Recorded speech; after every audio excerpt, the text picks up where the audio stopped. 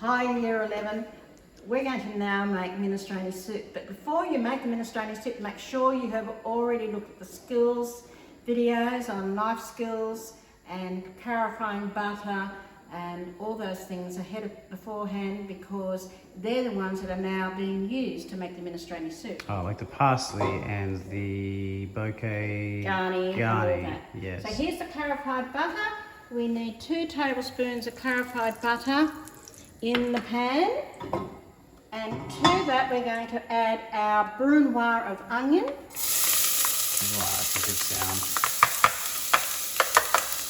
And our paysan of celery, and our diced bacon, and we're going to cook those up. Just focus on this.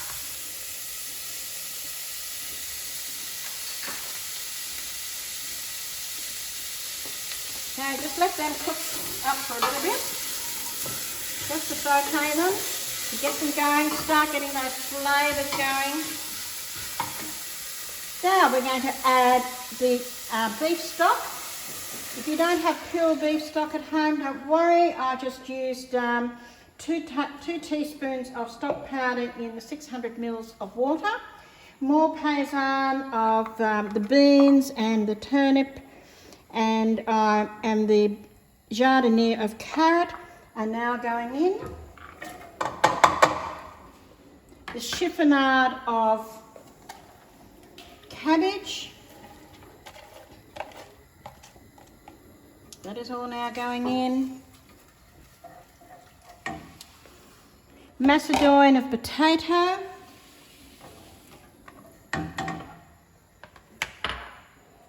The concassé tomato. So French.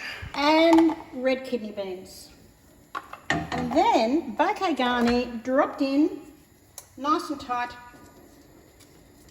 And then all we have to do is lower that into the water, into the stock, and tie it around the end here in a way that we can easily take it off. Don't let the flame come up around the side of the pan, because it will burn the kitchen twine. Kitchen twine is a special twine that you use for tying things in the kitchen for food safe.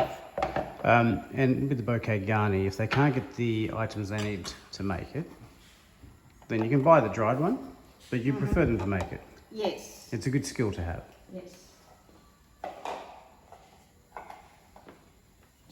Now we bring this to the boil, and then I have close by the ladle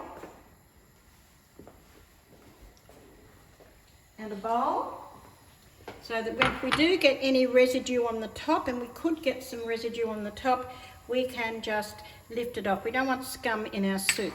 Well, scum, it's like a froth. It's the froth that appears at the top, which is, it'll be bubbly and white.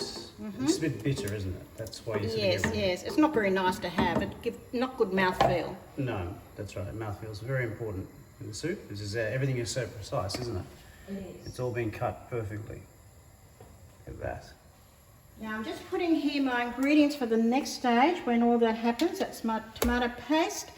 I'm using macaroni as my pasta. You can use any small pasta in there. You could use the shell pasta as well. And that's what I had in my cupboard, so that's what I'm using. It's just the right size. You don't want to use a big penne pasta or something like that. They're too big for this type of a soup. If that's all they have at home, it's okay. It's just not ideal. It's not ideal. You could use spaghetti. You could break spaghetti into tiny pieces and put it in if you didn't have any other pasta available. But you don't want big. Is risoni common for this? No, risoni isn't so common, but risoni, again, if that's all you had in your cupboard, you could get away with risoni. There's a lack of pasta on some shelves at the moment. That's all I ask. I've seen that's risoni. right. Risoni's been one of those ones that everyone seems to leave. That's right. So my tomato paste will go in shortly after it comes to the boil. And then I'll stir in the tomato paste. Then the pasta, then the ham doesn't go in straight away. So I'll move that out of the way because it's not going in yet. The parsley that I chopped up is our garnish. So it hasn't come to the boil yet. Maybe I need to turn it up a little bit higher. It's getting there. You can see it's Getting starting to there. bubble around the edges. Starting to bubble around the edges because I did put it on a smaller gas jet too. I didn't put it on the big gas jet this time. If I might help it by putting a lid on the saucepan. That will make things come to the boil a little more quickly, and that Supercharged.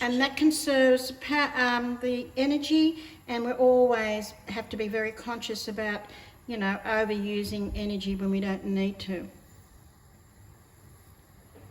You see some steam starting to come up in there, and we're containing all that steam inside there. It also keeps all the flavours in there, so you don't lose all the steam and all the flavour. And it stops it evaporating when we don't want it to evaporate. Sometimes we leave the lid off to evaporate in some dishes, like with a casserole. You want to reduce and thicken? When we want to reduce and thicken what we're making. This time it's more about bringing out the flavours of each individual part, right? That's exactly right. And then experiencing the mouthfeel of each specifically cut piece as per your instructional video. It's starting to bubble around the edges now. Yeah, we can see the amounts of condensation on the top. And what is this little hole here?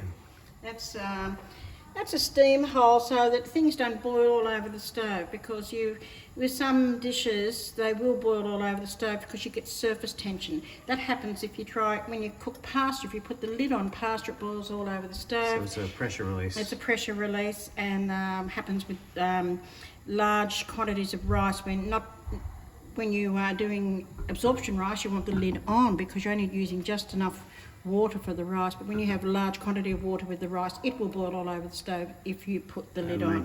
Make a nice mess. And make an awful mess to clean up.